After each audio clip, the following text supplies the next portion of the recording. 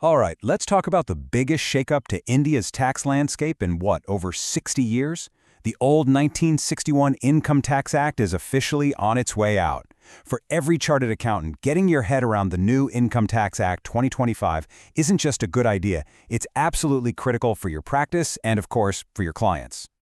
Now, the good news is we're not flying blind here. To help us all navigate this massive change, the ICAI has already put out some really detailed guidance, mapping the old sections to the new ones. So in this explainer, we're going to dive into some of the biggest changes you need to have on your radar, using the new law and the ICAI's own materials as our guide. You know, the whole point of this massive rewrite was supposedly to make things simpler. I mean, the ICAI's own foreword says the goal was a law that's concise, lucid, and easy to understand. But the real question is, did they actually pull it off? Well, let's take a look. First up, let's get our bearings with the timeline. After more than 60 years with the old act, the new law got the final green light on August 21st, 2025. But the big date you need to circle on your calendar is April 1st, 2026. That's when this all officially kicks in. The transition is happening right now.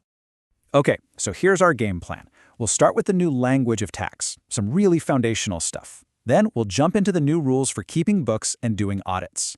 After that, we'll look at how to calculate business income. And we'll wrap things up by looking at the new procedures and, importantly, the penalties. So first things first, the actual language of tax is changing. The new act is rolling out new terms that you and your clients need to start using pretty much immediately. You can think of it as learning the new grammar of compliance. And here is one of the biggest, yet simplest changes. What we've all called the previous year for decades is now going to be called the tax year. Now, I know it seems like a small wording change, but trust me, it's a big deal for your paperwork, for how you talk to clients, and even for how you think about the tax cycle itself. So what exactly is a tax year? Well, Section 3 of the new Act defines it as the 12-month period starting on April 1st. Yep, the dates are exactly the same. But the new name is meant to be way clearer and bring us in line with global standards. So no more trying to explain what previous year means to your international clients. Now for some reassuring news. Your fundamental role as an accountant, well, that's not changing. Section 515 confirms that for the purposes of the Act, an accountant is still a chartered accountant with a valid certificate of practice. Your professional standing is totally locked in under this new law. Okay, with that new language in our back pocket, let's see how it all ties into the real meat and potatoes of what you do, maintaining books and handling tax audits. Think of these new sections as your updated compliance playbook. Let's talk about Section 62. This is your new go-to section for all the rules on keeping books of account. It lays out exactly who needs to keep records and what they need to do, which, as you know, is the bedrock of all tax reporting. So who exactly has to do this? The rules are pretty clear. It's anyone in what's called a specified profession, law, medicine, accounting, and so on. For businesses, the trigger is if your income is over 2.5 lakh or your turnover is over 25 lakh. And this is really important. It also applies if you're on a presumptive tax scheme, but you're claiming lower profits than the standard rate.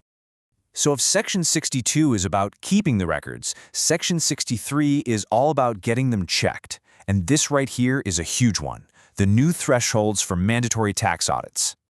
Here they are, the new base thresholds. For businesses, a tax audit gets triggered if your turnover crosses 1 crore. For professionals, that number is 50 lakhs in gross receipts. These are the key figures you've got to remember. But here is the real game changer, a huge relief for businesses that have gone digital. The turnover limit for a tax audit is now 10 crore. But, and this is a big but, there's a condition. Your cash transactions can't be more than 5% of your total. This is going to make a world of difference for a lot of small and medium-sized businesses. All right, moving on. Let's dig into a couple of things that are going to change how you calculate business income, the new presumptive tax schemes, and the updated definition of actual cost. Section 58 basically reworks the rules for presumptive taxation. That's the system that's supposed to make life easier for small businesses and professionals. And the new act makes a few key tweaks. So here's the bottom line. Section 58 raises the limits. For businesses, the turnover limit can now go up to 3 crore, as long as you have low cash receipts. For professionals, it's up to 75 lakh, again, with that same low cash condition.